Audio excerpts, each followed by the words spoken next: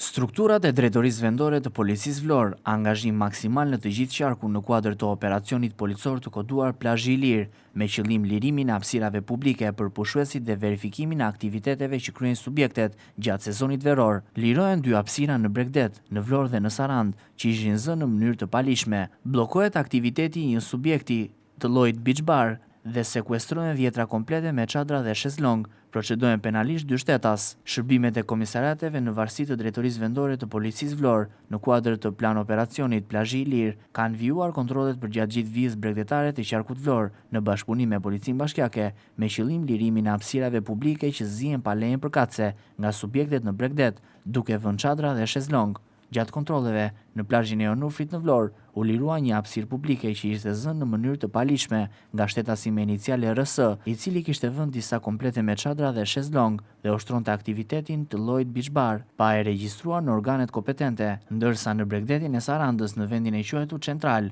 u lirua një hapësirë publike që ishte zënë në mënyrë të palishme nga shtetasi me iniciale JC, duke vënë disa komplete me çadra dhe shezlong. Për këto raste, specialistët për hetimin e krimeve ekonomike dhe financiare referuan materialet në prokurorit përkatëse, ku nisi procedimi në gjendje të lirë për shtetasi me iniciale RS, 43 vjeç, banues në Vlorë, dhe JC, 30 vjeç, banues në Sarandë. Shërbimet e policisë do të vijojnë kontrollet përgjatë gjithë vijës bregdetare, me qëllim lirimin e hapësirave publike për pushuesit dhe verifikimin e aktiviteteve që kryejnë subjektet gjatë sezonit veror.